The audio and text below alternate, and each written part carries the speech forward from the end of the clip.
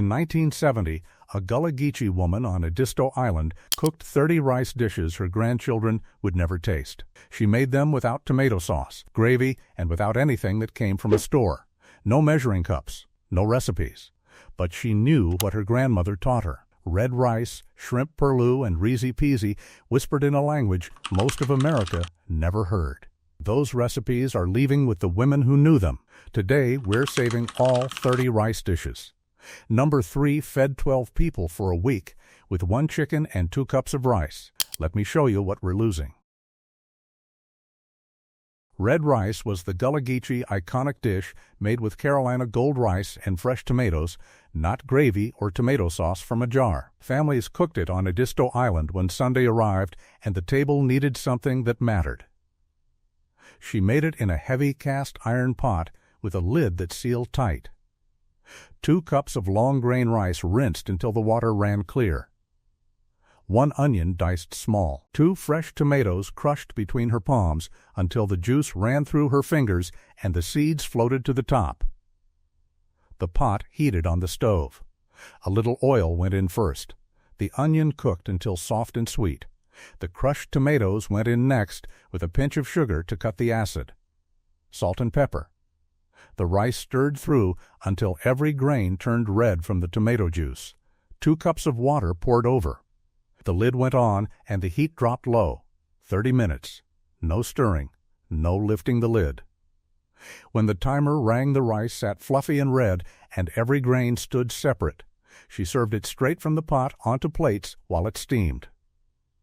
What they remember now isn't just red rice on a plate. It's Sunday. The table that mattered. The hands that knew. Her. Hoppin John brought luck to every Gullah household when the new year turned and families needed blessings for the months ahead. She cooked it with Sea Island red peas soaked overnight in a bowl of cold water until they swelled soft. 1 cup of dried peas. 3 cups of water. 1 smoked turkey leg for flavor. The pot simmered low for an hour until the peas turned tender and the broth thickened rich. She pulled the turkey leg out and picked the meat from the bone. The meat went back into the pot. 2 cups of Carolina gold rice rinsed clean. The rice stirred into the peas with the pot liquor still bubbling. The lid went on. 15 minutes on low heat. No peeking. When she lifted the lid, the rice had absorbed every drop of liquid and the peas sat mixed through like red jewels. She served it hot with a piece of cornbread on the side. Eating Hoppin John on New Year's Day meant prosperity. The peas were coins. The greens on the side were dollar bills. What grandchildren never tasted wasn't just rice and peas. It was the belief, the tradition, the year starting right. Her. If you remember red rice and Hoppin John made this way, you remember Gullah tables before the recipes left. Stay and see which dish your grandmother made without writing it down.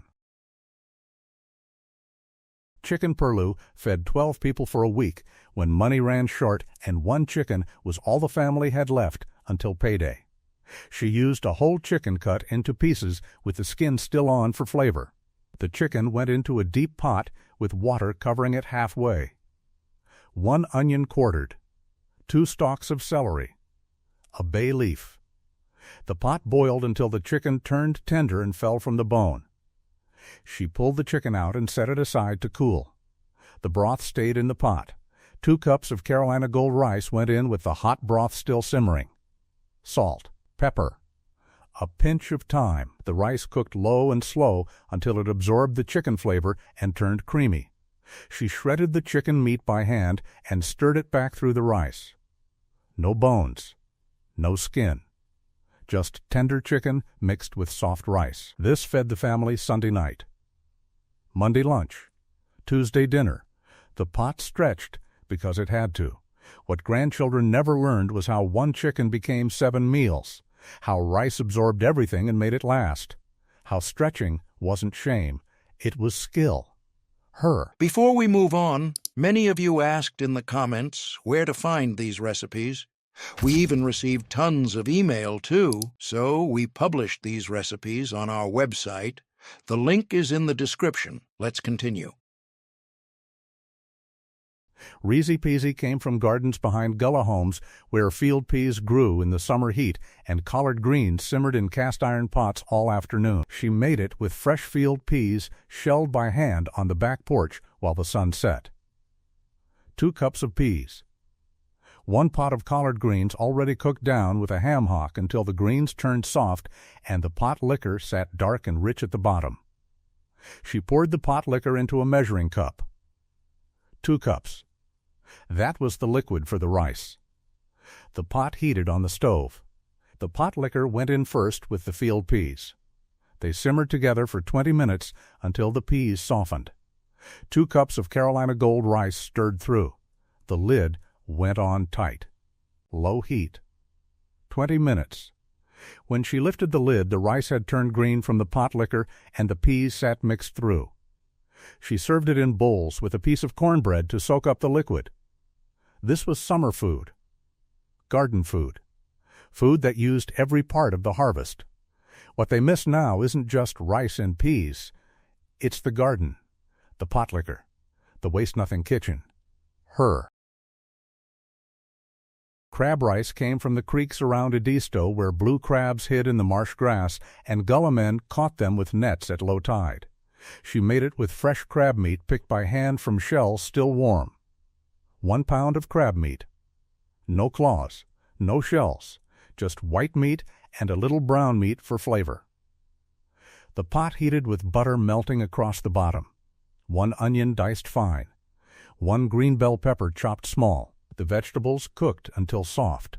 2 cups of Carolina Gold rice went in next and stirred through the butter until the grains turned glossy. 3 cups of water. Salt. Black pepper. A bay leaf.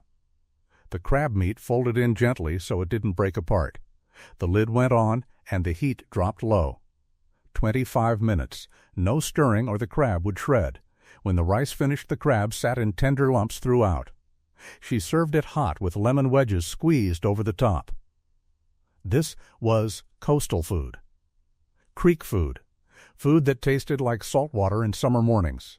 What they never got to taste was crab this fresh, rice this simple, the creek in every bite. Her. 5 Gullah rice dishes down. Red rice made without stored jars, Hoppin for New Year's luck. Chicken perloo that stretched 1 bird across a week, Reezy peasy from garden pot liquor, crab rice from the morning creek, 25 more rice dishes ahead, none written, all leaving. Keep watching. Shrimp perloo turned 2 pounds of shrimp into dinner for 10 when the boats came in and shrimp sold cheap at the dock. She bought shrimp with the heads still on because the heads made the broth taste richer. 2 pounds of shrimp. She pulled the heads off and put them in a pot with 4 cups of water. The pot boiled for 15 minutes while the shrimp heads turned the water orange and released their flavor. She strained the broth and threw the heads away. The shrimp peeled and deveined by hand. The pot went back on the stove. A little oil heated, 1 onion diced, 1 bell pepper chopped. The vegetables cooked until soft. 2 cups of Carolina Gold rice stirred in. The shrimp broth poured over. Salt. Pepper. A bay leaf. The lid went on. 15 minutes on low. When the timer rang, she folded the raw shrimp into the hot rice and put the lid back on for 5 more minutes. The shrimp cooked in the steam and turned pink. She served it from the pot while it was still hot. What grandchildren never learned was how shrimp heads made broth, how 2 pounds fed 10, how nothing went to waste. Her. Okra pilau grew from Gullah gardens where okra thrived in Carolina heat and grew faster than families could pick it. She made it with fresh okra cut into rounds the morning it was picked. 2 cups of sliced okra. 1 onion diced. 1 fresh tomato chopped. The pot heated on the stove with a little oil. The onion went in first and cooked until it turned clear. The okra went in next and cooked down until the slime disappeared and the okra browned at the edges. The tomato stirred through. 2 cups of Carolina gold rice, 3 cups of water, salt, pepper, a pinch of sugar, everything mixed together. The lid went on tight, low heat, 25 minutes. When she lifted the lid, the rice sat fluffy and the okra had cooked through without turning mushy. She served it hot with cornbread and butter. This was garden food that stretched summer harvests when okra grew too fast to eat fresh. What they don't make anymore is okra cooked this way. Rice mixed with vegetables straight from the dirt, meals that didn't need meat to matter.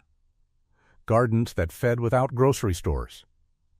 Her hands cutting okra. Her. Collard rice pillow came from winter when collard greens were the only vegetables still growing and rice was cheap enough to stretch every meal. She cooked it with collard greens chopped fine after the stems were pulled out. 1 bunch of collards. The greens went into a pot with water and a smoked turkey wing. They simmered for an hour until the greens turned tender and the pot liquor sat rich and dark. She pulled the turkey wing out and picked the meat off. The meat went back in, 2 cups of Carolina gold rice stirred into the greens with the pot liquor still hot. The lid went on. Low heat. 20 minutes. When the rice finished, it had turned green from the pot liquor and the collard pieces sat mixed through. She served it in bowls with hot sauce on the side. This was poor food that didn't taste poor.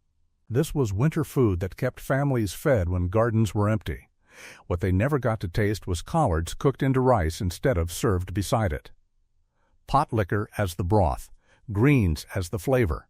1 pot meals that didn't apologize. Her. Seafood rice showed up at church suppers and family reunions when Gullah cooks wanted to show what the coast could give. She made it with shrimp, crab, and fish all mixed together. 1/2 pound of shrimp peeled, 1/2 pound of crab meat picked clean, 1/2 pound of white fish cut into chunks. 1 onion diced, 1 bell pepper chopped, 2 stalks of celery sliced thin, the pot heated with butter melting. The vegetables cooked until soft. 2 cups of Carolina gold rice stirred in. 3 cups of seafood stock made from shrimp shells boiled down. Salt, pepper, a bay leaf, Old Bay seasoning. The rice and stock simmered together for 15 minutes. The seafood folded in gently. The lid went on for 5 more minutes while the seafood cooked in the steam. When she lifted the lid, the shrimp had turned pink, the crab stayed in lumps, and the fish flaked apart. She served it hot with lemon wedges and hot sauce. This was special occasion rice. Company rice. Rice that said we have plenty even when they didn't. What they miss now is seafood this fresh. Rice this full. Generosity that stretched. Chicken bog fed the whole neighborhood when someone got married or a baby was born and 20 people showed up without calling first. She made it in the biggest pot she owned. 1 whole chicken cut into pieces. The chicken boiled in water with an onion, celery, and a bay leaf until the meat fell off the bone. She pulled the chicken out and shredded it by hand. The broth stayed in the pot. 3 cups of Carolina gold rice went in. 1 pound of smoked turkey sausage sliced into rounds. The rice and sausage simmered in the chicken broth for 20 minutes. The shredded chicken stirred back through. Salt, pepper, a little butter on top. The lid went on for 5 more minutes to let everything settle. When she lifted the lid, the rice sat creamy and thick. The chicken mixed through. The sausage added smoke. She served it from the pot into paper bowls because there were too many people for plates. What they never learned was how 1 chicken and 1 pot fed 20. How bog wasn't soup or rice, but something in between. How generosity looked like this. Her. 10 rice dishes saved. Shrimp perloo from dock boats. Okra pilau from summer gardens. Collard rice from winter greens. Seafood rice for reunions. Chicken bog for 20 mouths. Each one made without jars or boxes. 20 more Gullah rice dishes ahead. All fading. All remembered. Keep watching. Oyster perloo arrived at Gullah tables during oyster season when the creeks turned cold and oysters grew fat in their shells. She made it with fresh oysters shucked that morning. 2 dozen oysters. She saved the liquor in a bowl because that was the flavor. The pot heated on the stove. Butter melted across the bottom. 1 onion diced fine. 2 stalks of celery chopped small. The vegetables cooked until soft. The kitchen smelled like butter and onion. 2 cups of Carolina Gold rice stirred in until every grain glistened. The oyster liquor poured over first, then enough water to make 3 cups total. Salt. Black pepper. A bay leaf. The rice simmered low for 15 minutes. The oysters went in last. She tucked them into the rice gently so they wouldn't break. The lid went on for 5 more minutes. When she lifted it, the oysters had cooked just enough to curl at the edges. They stayed plump. She served it in shallow bowls while it steamed. This was winter food, cold weather food. Food that tasted like salt marsh and tidal creeks. Oyster perloo didn't come to tables often. Oysters cost more than shrimp. Families saved them for special days. What grandchildren never tasted was oysters this fresh, cooked into rice.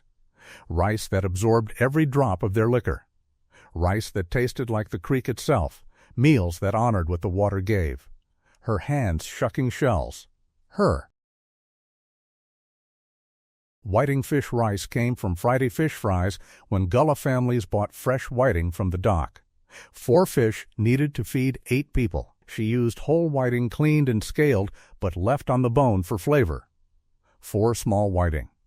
She fried them first in a cast-iron skillet with a little oil. The skin crisped golden.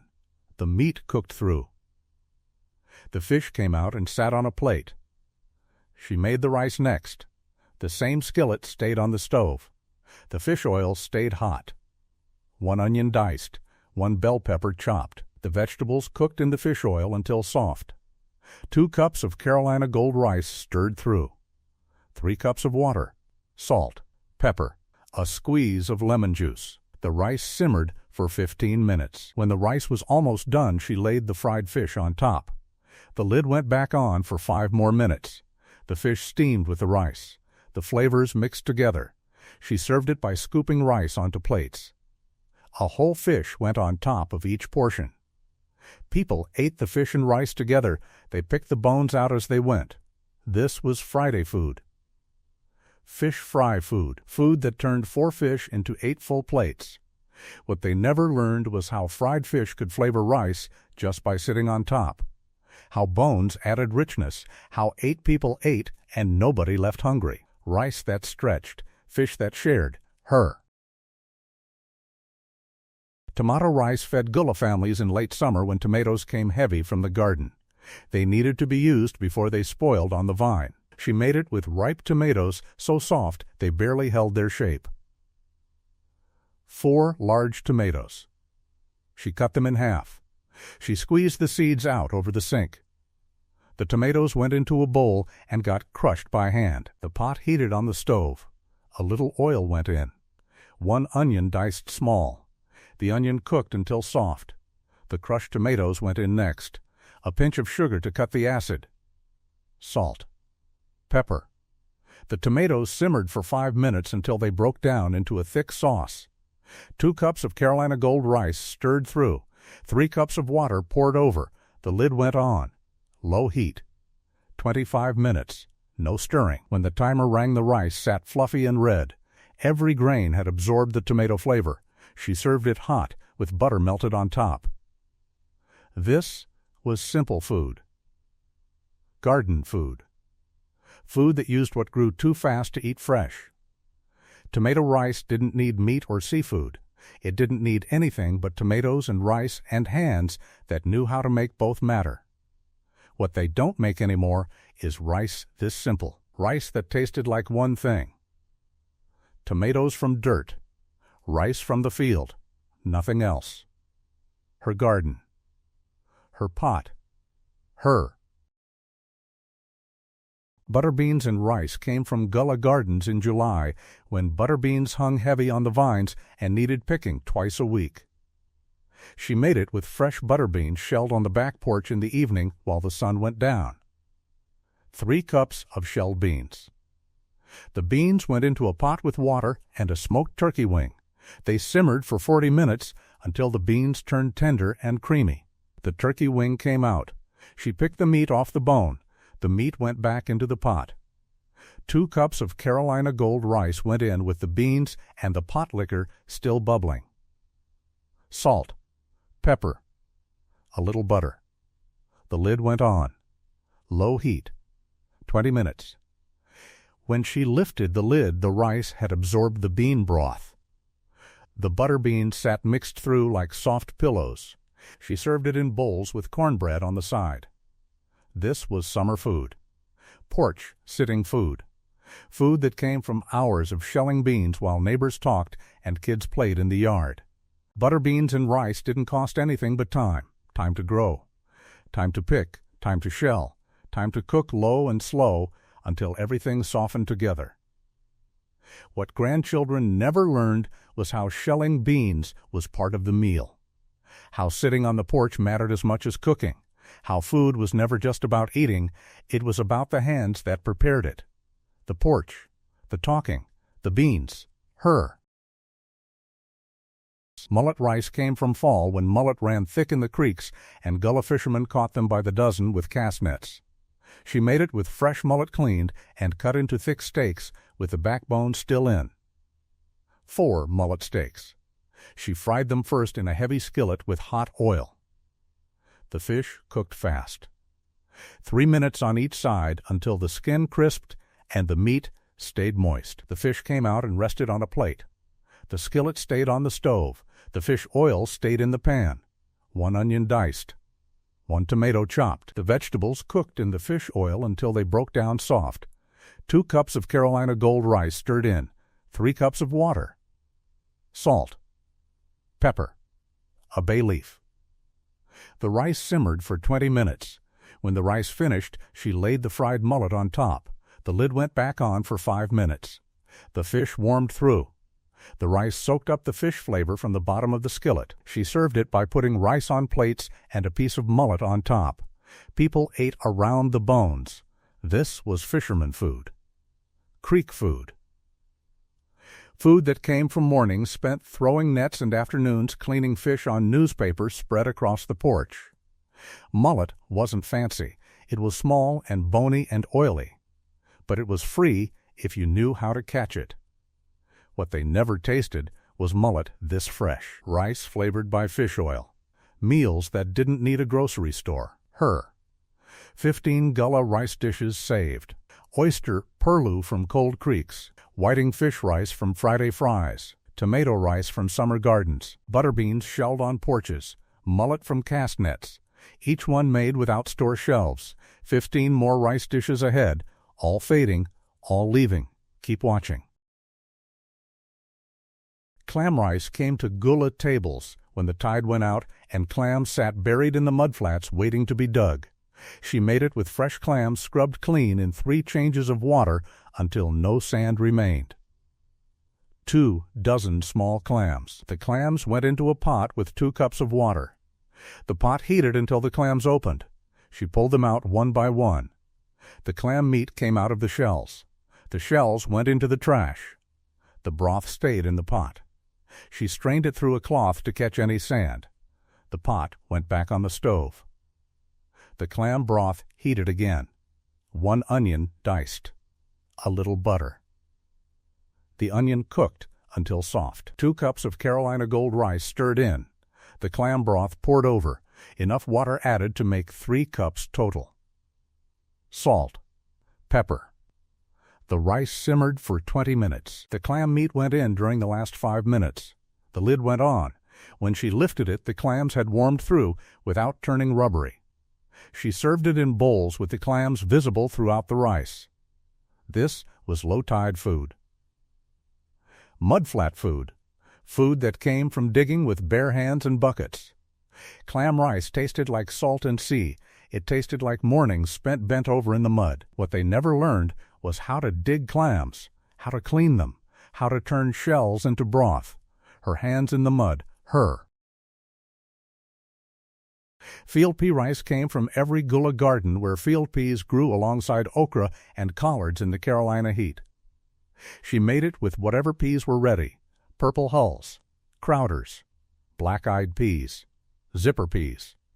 The type didn't matter. The method stayed the same. 2 cups of fresh peas shelled by hand. The peas went into a pot with water and a piece of smoked turkey.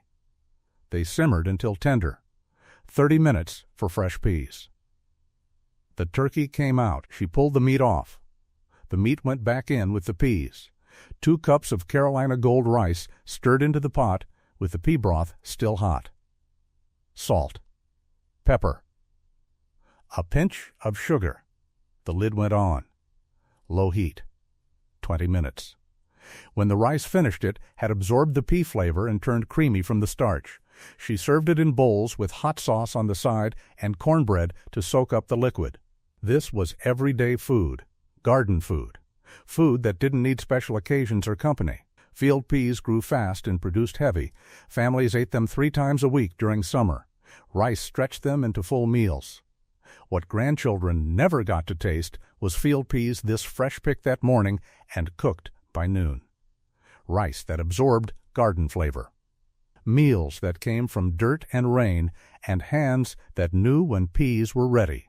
The garden, the peas, the rice, her.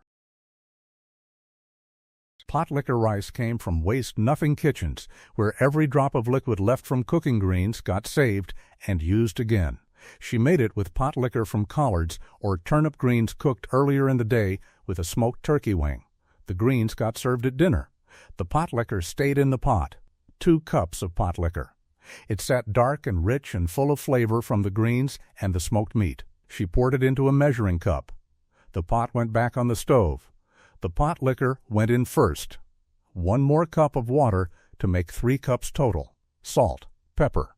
2 cups of Carolina Gold rice. The rice stirred through the pot liquor until every grain turned dark green. The lid went on. Low heat. 20 minutes. When she lifted the lid, the rice sat fluffy. It had absorbed all the pot liquor. Each grain carried the flavor of greens and smoke. She served it in bowls by itself or with a piece of fried fish on the side. This was leftover rice. Second-use rice. Rice that proved nothing went to waste in a Gullah kitchen. Pot liquor wasn't trash. It was liquid gold. It carried vitamins and flavor and memories of greens simmering all afternoon. What they never learned was how to save pot liquor, how to use it twice, how waste nothing meant respect. The pot, the liquor, the second life, her. Pigeon peas rice connected Gullah Geechee kitchens to the Caribbean, where pigeon peas grew wild and cooked into rice the same way. She made it with dried pigeon peas soaked overnight until they softened and swelled. 1 cup of dried peas. The peas went into a pot with 3 cups of water and a piece of smoked turkey. They simmered for 40 minutes until tender.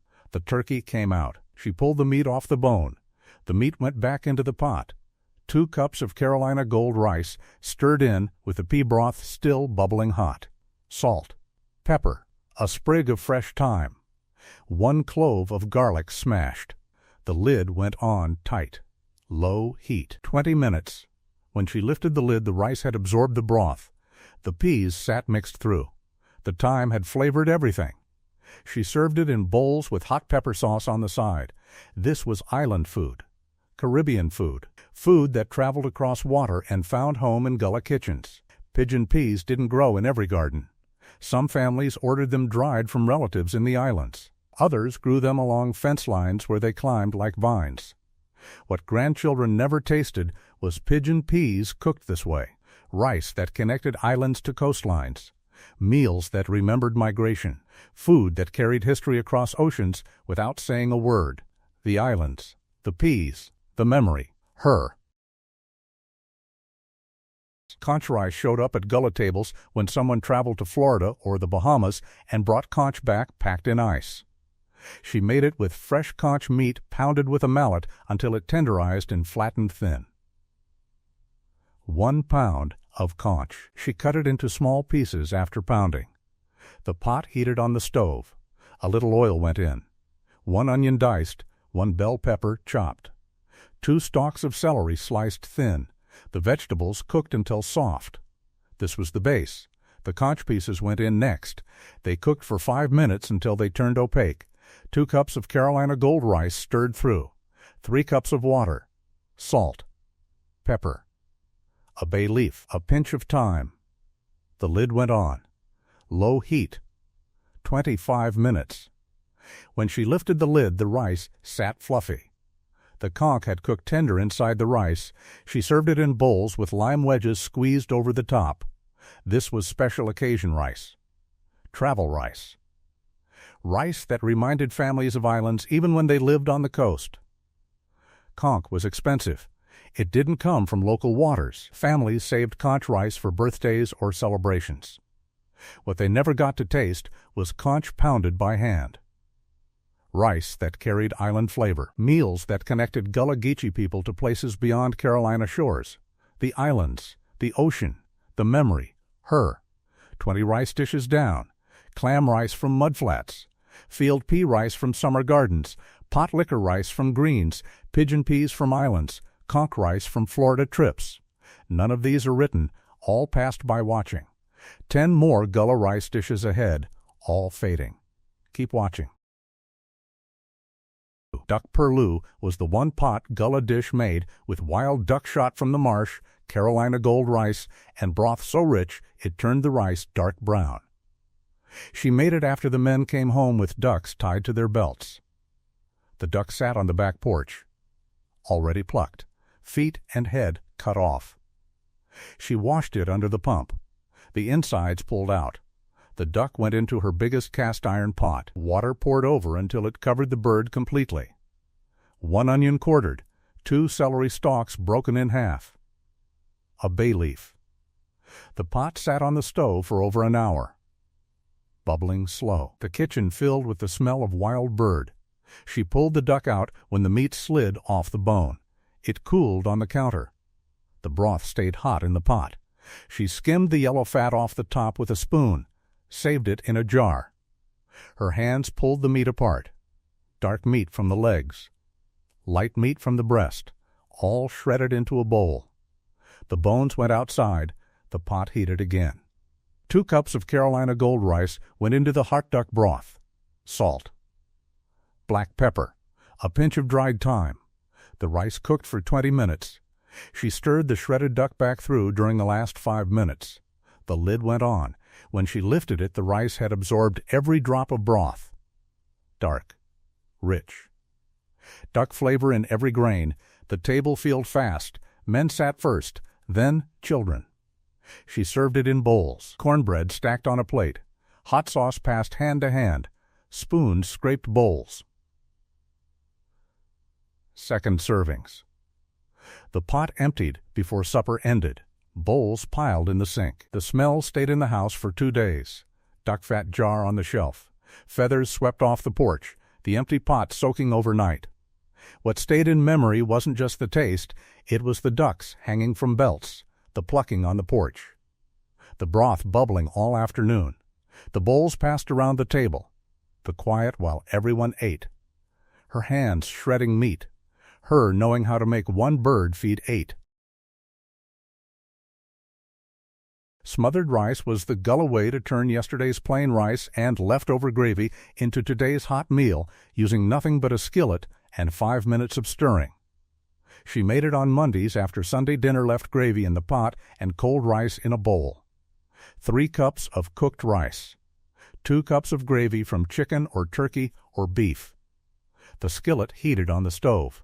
The gravy went in first. A little water stirred through if it was too thick. The gravy bubbled. The rice went in next. She stirred everything together until every grain got coated. The heat stayed low. 5 minutes of stirring.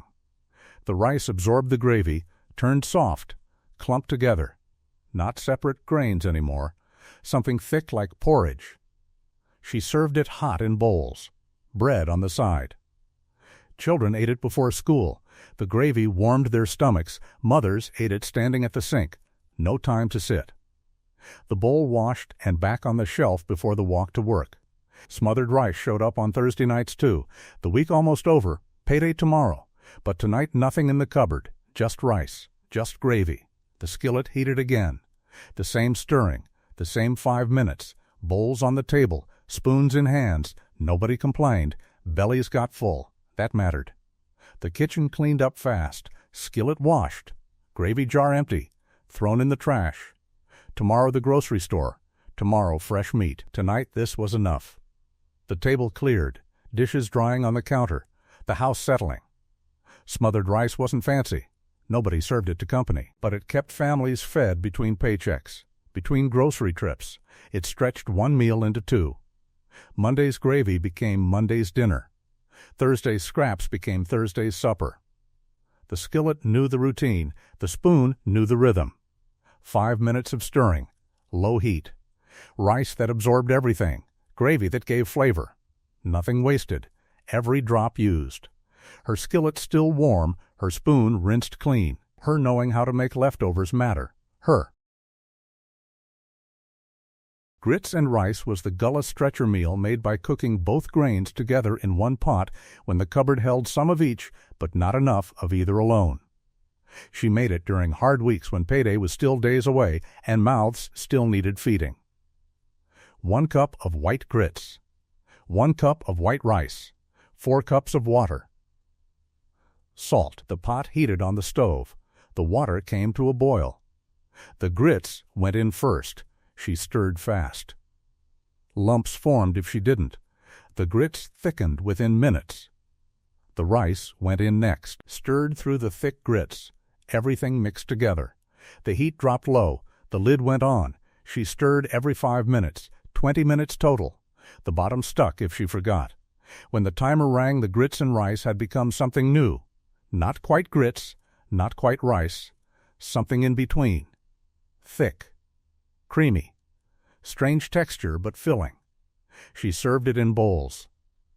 Butter melted on top. Salt and pepper. Children ate it for breakfast. Sugar sprinkled over. Milk poured in. The sweetness helped.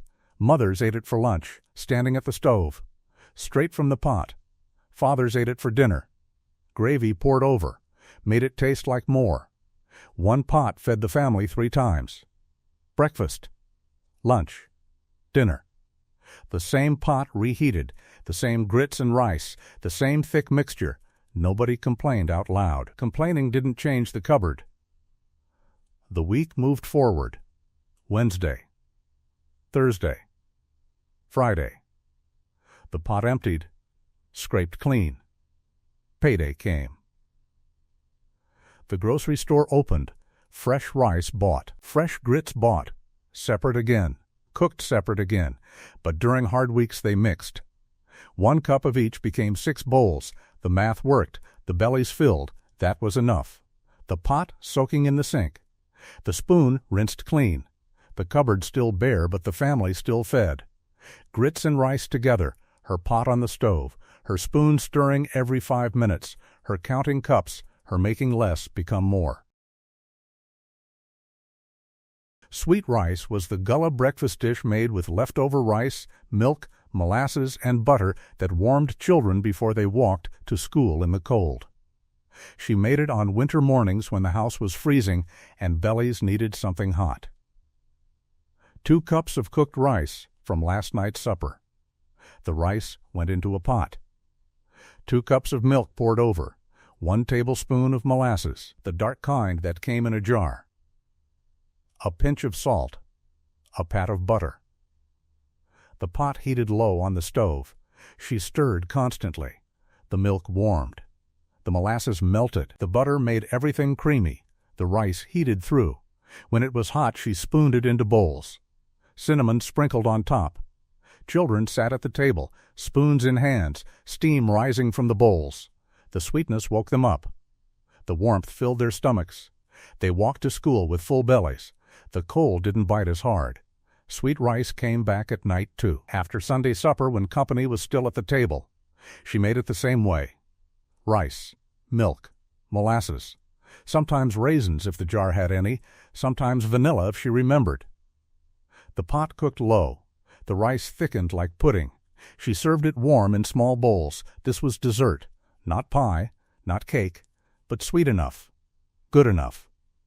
The table cleared after. Bowl stacked, the pot washed, the stove cooling down. Sweet rice didn't need a recipe. It needed leftover rice and molasses and knowing when to stop stirring. Mothers made it without thinking. Grandmothers taught it by watching. Nobody wrote it down. Everybody knew. Morning rice, night rice, breakfast rice, dessert rice. The same dish. Different times, different reasons. Always warm, always sweet. Children remembered it decades later. The bowl in their hands, the spoon scraping the bottom, the cinnamon on top, the walk to school after, the warmth lasting, her pot on the stove, her spoon stirring slow, her knowing when it was ready, her. Turkey sausage perloo was the Gullah Saturday meal made with smoked sausage links bought from the butcher, Carolina gold rice, and the fat from the sausage that flavored everything. She made it after market trips when sausage was wrapped in brown paper and tied with string. 1 pound of smoked turkey sausage. She sliced it into thick rounds. The rounds went into a heavy pot. No oil needed. The sausage cooked in its own fat. Both sides browned. She pulled them out. They sat on a plate. The fat stayed in the pot. 1 onion diced. 1 bell pepper chopped. The vegetables cooked in the sausage fat until soft. 2 cups of Carolina gold rice stirred in. The rice toasted. Every grain turned glossy from the fat. 3 cups of water poured over. Salt. Black pepper. A bay leaf. The sausage rounds went back in, laid on top of the rice. The lid went on tight, low heat. 25 minutes, no lifting the lid. When the timer rang, she stirred the sausage through the rice, everything mixed together. She served it hot. Bowls filled, spoons ready. The table ate fast. Saturday hunger was real. Market day meant walking, carrying bags, tired bodies. Hot food helped. The pot emptied by supper time. Sausage stretched across the weekend. Saturday perloo, Sunday breakfast with eggs, Monday greens with sausage pieces. 1 pound lasted 3 days. The butcher wrapped it tight, the string saved for later. The paper used to start fires, nothing wasted. Saturday nights the house smelled like smoked sausage and rice. The windows fogged from the steam. Children played outside until dark. Called in for supper. Hands washed at the pump. Chairs scraped the floor. Bowls passed. Cornbread crumbled into rice. Hot sauce shaken over. The quiet while they ate. Bowls scraped clean. Stacked in the sink. The pot soaking overnight. The smell stayed in the walls. Her knowing how to stretch sausage. Her knowing when the rice was done. Her market bag still by the door. Her apron still tied. Her. 25 rice dishes down. Duck from the marsh. Smothered rice from Monday leftovers. Grits and rice mixed together. Sweet rice for cold mornings. Turkey sausage from the butcher. 5 more Gullah rice dishes left. The rarest. The ones disappearing fastest. Almost finished. Keep watching. Chicken liver rice was the Gullah Sunday dish made with livers saved from backyard butchering, Carolina gold rice, and chicken broth that made the rice taste rich and deep like nothing else could. She made it after 3 chickens got cleaned on Saturday afternoon. The livers sat in a bowl in the icebox overnight, covered with a clean cloth. Sunday morning she pulled them out, washed them under cold water running from the pump. Cut away any green spots where the bile sac touched. Those spots made the liver bitter. The livers went into a clean bowl, salt sprinkled over, black pepper, a little flour dusted on top. The pot heated on the stove, butter melted across the bottom until it foamed. The livers went in one by one. They cooked fast, 2 minutes on each side. The outside browned and crisped. The inside stayed pink and soft. She pulled them out with a fork. They rested on a plate. The pot stayed hot. 1 onion diced fine. The onion cooked in the liver drippings until soft and golden. 2 cups of Carolina gold rice stirred in. 3 cups of chicken broth poured over slowly. The broth came from boiling chicken yesterday. Salt. Pepper. A bay leaf from the jar. The rice simmered for 20 minutes. Bubbling low. The livers went back in during the last 5 minutes, just to warm through. When she lifted the lid, the rice had absorbed the liver flavor completely. Rich, deep, brown, almost mahogany.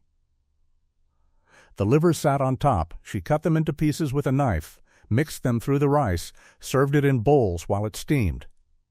Children ate around the livers, picked them out with their fingers, left them on the side of the bowl. Fathers ate everything, cleaned their bowls with bread, asked for seconds. Mothers ate standing at the counter between serving and cleaning. Livers first, then rice, then back to work. The pot emptied by noon. Chicken livers didn't cost anything. They came with the bird. 3 chickens meant 6 livers. 1 meal that fed 8 people. Families who butchered their own chickens saved every single part. Livers, hearts, gizzards, feet for broth, necks for soup. Nothing thrown away. Ever. Saturday afternoon in the yard. Chickens caught and carried to the block. Heads chopped. Feathers plucked over spread newspaper. Blood washed off with the hose. Guts pulled out. Livers separated and saved. Sunday morning. Livers frying in butter. Rice bubbling in broth. The house smelling like organ meat and chicken fat. Some family members loved it. Some hated it. Everybody ate it anyway. Sunday dinner. Table set with mismatched plates. Bowls passed hand to hand. Cornbread broken and crumbled into rice. Hot sauce bottle in the middle. The quiet while they ate. Only spoons scraping bowls. The pot scraped clean by the end. Dishes stacked in the sink. The smell stayed in the walls all day and into the night. Her hands cutting away bile spots. Turkey neck rice was the Gullah winter dish made with turkey necks, bought by the pound from the butcher, Carolina Gold rice, and broth from bones that cost almost nothing but gave everything they had. She made it when money was tight and the butcher had necks on sale wrapped in brown paper. 4 turkey necks. Heavy, thick, mostly bone with a little meat clinging to them. The necks went into her deepest pot. Water poured over until they were covered completely. They boiled hard for over an hour. The meat turned tender, pulled from the bone easy when poked with a fork. She lifted the necks out with tongs. They cooled on a chipped plate. The broth stayed in the pot, dark, rich, brown. She skimmed the yellow fat off the top with a big spoon, saved it in a mason jar for frying potatoes later that week. Her hands pulled the meat from the bones. Small pieces, shreds. Not much meat on a neck, mostly bone and cartilage. But what was there mattered. Every piece counted. The bones went into the trash wrapped in newspaper. The pot heated again on the stove. The turkey neck broth bubbled hot. 1 onion diced small. 1 celery stalk chopped fine. The vegetables went into the broth. They cooked until soft and the onion turned clear. 2 cups of Carolina Gold rice stirred in. Salt. Black pepper. A bay leaf pulled from the jar on the shelf. The rice simmered in the broth for 20 minutes. Low heat. The turkey meat folded back in during the last 5 minutes, just to warm through. The lid went on tight. When she lifted it, the rice sat fluffy and separate. The turkey pieces mixed throughout like little surprises. She served it in bowls while it steamed. Butter melted on top if there was any left. Turkey necks cost pennies at the butcher shop, 10 cents a pound, sometimes less. 4 necks weighed about a pound. 1 pound fed 6 people when cooked into rice with broth. The butcher saved them in the back. Nobody else wanted them. Too bony, too much work for too little meat. But Gullah families bought them every single week. Monday necks. Thursday necks. The icebox always had some waiting. Necks lasted longer than other cuts. They didn't spoil fast. The bones made good broth. The little meat added flavor to everything. That was enough. Winter nights the house smelled like turkey neck broth simmering. Windows closed tight against the cold wind. The stove working hard. Pot bubbling. Rice cooking. Steam fogging the glass. Bowls filled and carried to the table. Chairs pulled close. spoons ready in hands, the quiet while they ate. Just the sound of spoons scraping bowls, bowls scraped completely clean, stacked in the sink, the pot soaking overnight with water. Beef bacon rice was the Gullah breakfast-turned-dinner dish made with halal beef bacon cooked crisp in the morning and saved wrapped in a cloth towel for rice at supper time. She made it when breakfast bacon was too much and 6 strips sat on a plate waiting until evening came around. 6 strips of beef bacon, already cooked hours ago, already crisp and brown. The bacon broke into pieces between her fingers. Small bits. The skillet heated on the stove, the same skillet from the morning. The bacon grease from breakfast stayed in the bottom, 1 onion diced. The onion cooked in the bacon grease until soft and golden. 2 cups of Carolina Gold rice stirred in. The rice toasted in the grease. Every grain turned glossy and brown, started to smell nutty. 3 cups of water poured over slowly. Salt. Black pepper. The bacon pieces stirred through the uncooked rice, distributed evenly. The lid went on tight, low heat, 25 minutes, no peeking. When the timer rang, she lifted the lid. The rice had absorbed all the bacon flavor. Every single grain carried smoke and salt. She served it hot in bowls. More bacon crumbled on top as garnish, a little extra. Beef bacon tasted different from pork bacon, leaner, less greasy, not as fatty. But it still flavored rice beautifully. Gullah families who avoided pork for religious reasons used beef bacon exclusively. The butchers sold it by the pound, wrapped in brown paper, tied with white string. It cost more than pork bacon, but they bought it anyway. Every Saturday market day, bacon wrapped and paid for. The walk home carrying paper packages. Bacon stored in the icebox wrapped tight, Sunday breakfast. Bacon fried in the cast-iron skillet, some eaten with scrambled eggs, some saved on a plate for later. Sunday dinner. Rice cooked in the morning's bacon grease. Bacon mixed through. The skillet did double duty, morning and night. The same pan, the same grease, the same flavor carried forward through the day, nothing wasted, not a drop. Sunday dinner plates scraped clean, bowls stacked in the sink, the skillet washed and dried, put back on the shelf for Monday. Monday morning the routine started again. Bacon fried for breakfast, rice already planned for supper, the week moving forward. 1 pan, 2 meals. Maximum efficiency. Beef bacon rice wasn't fancy food. Nobody wrote about it in church cookbooks. Nobody talked about it outside the family kitchen. But it kept tables full. It used breakfast twice. It proved bacon didn't belong only to morning. It showed how one ingredient could work all day. Cooter rice was the rare Gullah dish made with freshwater turtle caught from creeks and ponds, Carolina Gold rice, and broth so dark it stained the cast-iron pot brown for days afterward. She made it when men brought cooters home tied with heavy rope and still alive in metal buckets sitting on the back porch. 1 medium cooter. The cooter had to be butchered first. Not easy work. Not clean work. Head cut off fast with an axe on the chopping block. Shell cracked open with a hammer, multiple hits. The meat pulled out piece by piece with her hands, washed 3 times under the pump. Cold water running, cut into chunks with a sharp knife. The meat was tough. Dark red. Almost purple. Strong smell, wild smell. The cooter meat went into her biggest pot with water covering it completely. 1 onion quartered, 2 bay leaves, black pepper. Lots of it. The pot boiled hard for 2 hours, low and slow after that. The meat needed serious time to tenderize. She skimmed foam off the top every 20 minutes. White foam. The broth turned dark brown as it cooked, almost black. Like coffee. When the meat was finally tender enough to chew, she pulled it out. It cooled on a plate. The broth stayed in the pot. Dark. Rich. She strained it through clean cloth to catch any shell pieces that got loose. The meat cut into smaller chunks. Bones removed carefully. The pot heated again. 2 cups of Carolina Gold rice went into the cooter broth. Salt. Black pepper. A good pinch of dried thyme. The rice simmered for 25 minutes, absorbing the dark liquid.